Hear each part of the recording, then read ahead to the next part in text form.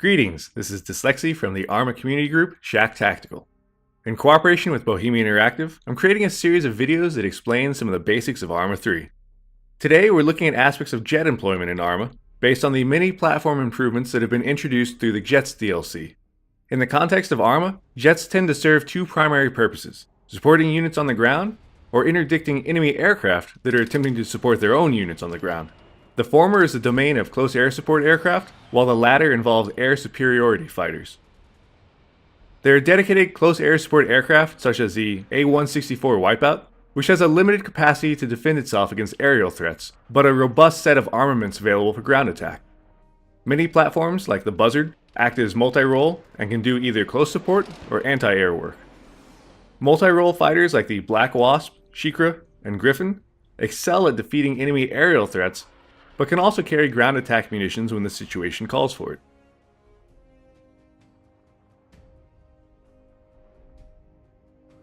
The munition types you'll tend to find can be broken down into two basic categories: air-to-ground and air-to-air.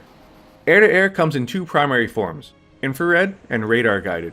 Infrared missiles have passive detection and guidance, meaning that they're harder for an enemy to detect that they're being locked onto or engaged. Radar-guided missiles give more warning to the enemy due to their active guidance. The radar pulses being sent out by the missile or aircraft give away that they're locking or tracking.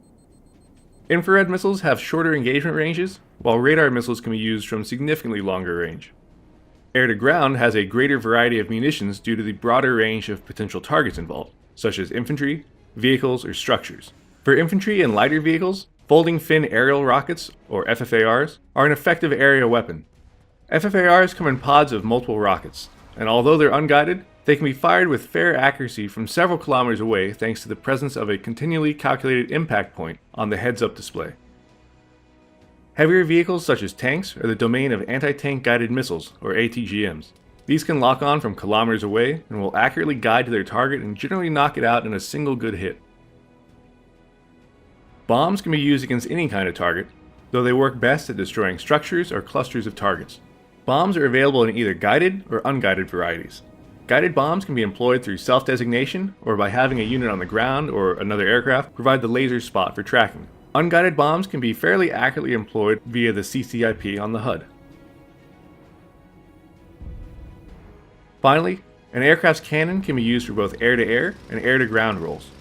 Some aircraft, like the Wipeout, have powerful cannons capable of defeating armored threats with large ammo capacities.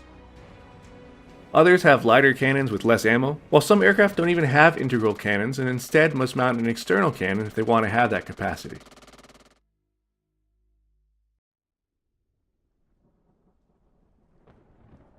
Deciding what to bring to a mission is now possible thanks to dynamic loadouts.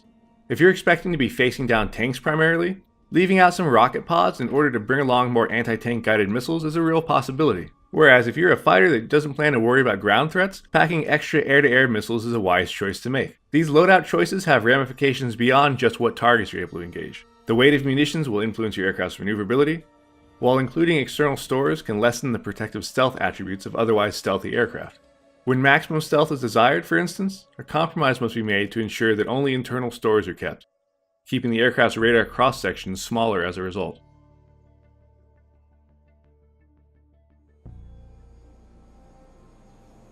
In order to engage targets, you must find them in the first place, and the Jets DLC introduces an entirely new sensor system to facilitate this. There are now three core types of sensors: radar, infrared, and visual. Each sensor type has its own range and scanning arc, indicated on the sensor panel as different colored arcs: cyan for active radar, green for passive, yellow for visual, red for infrared. Radar comes in two forms. You have active radar, where your aircraft is actively sending out pulses, and passive radar, where it's simply detecting radar pulses from other sources.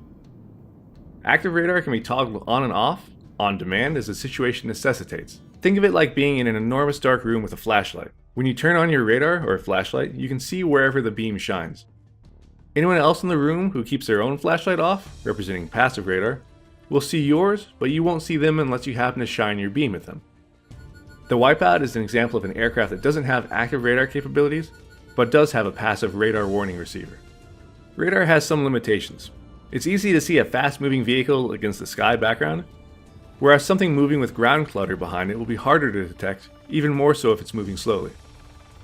Infrared sensors work off of detecting the heat radiating from an object.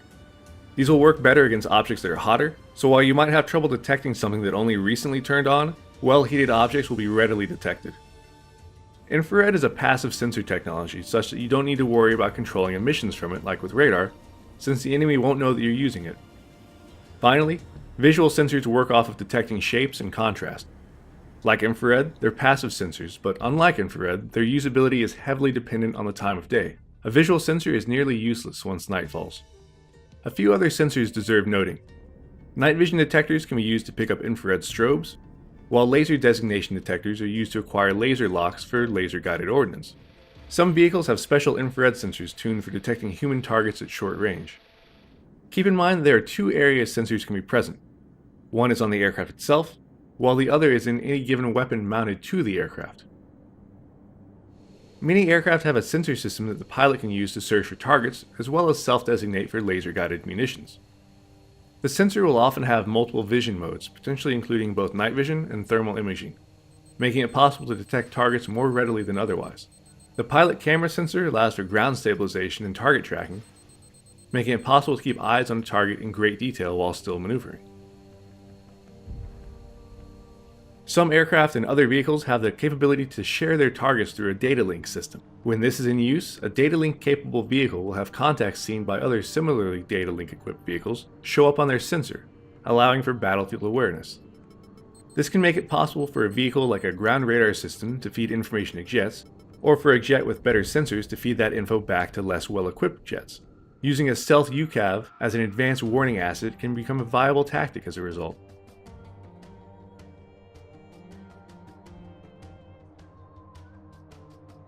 The most significant threat a jet will face in ARMA involves dedicated anti-aircraft vehicle systems. These are autocannon-equipped vehicles complete with a set of anti-aircraft missiles and are used as short-range air defense. The upside of these is that they utilize active radar detection, making them show up on radar warning receivers when they're searching for targets, and their size and need for clear lines of sight place restrictions on where they can go. More difficult to detect are man-portable air defense systems, or MANPADS. These missile launchers can be carried by individual troops and can pose significant hazards to low-flying jets. MANPADS utilize passive guidance in the form of infrared sensors, meaning that you won't know when a launcher is about to engage you. Aside from ground-based systems, other aircraft can be significant sources of concern. Enemy jets, particularly ones which are more air-to-air focused in what you might be flying, require special care to defeat. Even enemy helicopters can pose dramatic threats, as they can equip similar air-to-air missiles as jets, and have many benefits from being able to operate at treetop level as well as hover, making it easy for them to disappear into ground clutter. Defensive sensors include the Radar Warning Receiver, or RWR, which gives awareness of enemy radar transmitters, and the Missile Approach Warning Sensor, which lets you know when a missile has been detected as being launched at your aircraft. The RWR can differentiate between whether a radar is tracking your aircraft or not, or whether it's locked on, and the MAW will let you know once a missile is in the air and what direction it's coming from. An orange arc indicates a target locking onto you, while a red one shows a direction a missile is approaching from. The defense against these sorts of missiles is to employ chaff and flare countermeasures and attempt to beam the missile by flying a path perpendicular to it. This gives the missile the hardest tracking solution, requiring it to continually adjust its flight path to attempt to intercept. When dealing with autocannon and similar ground fire, the best tactic is to fly erratically and attempt to outrange the weapon system or mask behind terrain or similar.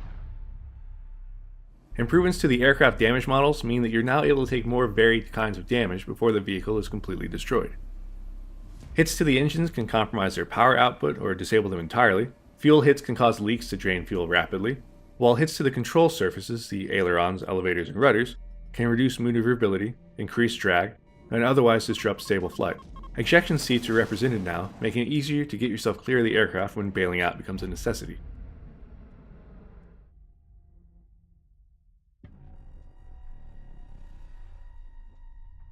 When it comes to air-to-air tactics, managing radar emissions and cultivating and maintaining stealth are two of the biggest factors.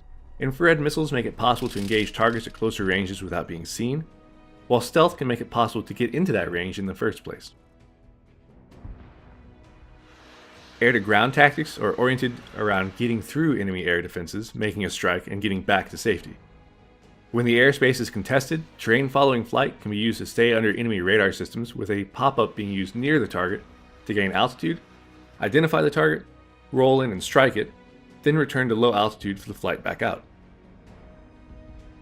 When the airspace is less contested, jets can loiter at higher altitudes using their pilot camera to identify targets while safely out of the range of enemy small arms fire. As with all things, practice is essential. Strap in, burn some holes in the sky, and you'll rapidly find yourself climbing to a whole new style of aerial gameplay. For more community guide videos, be sure to subscribe to the official arma3 YouTube channel. For other arma3 updates, keep track of the official website, Facebook, and Twitter pages. If you'd like more in-depth tutorial and multiplayer gameplay of arma3, I'd recommend you check out my channel here. This is dslyecxi, and until next time, take care.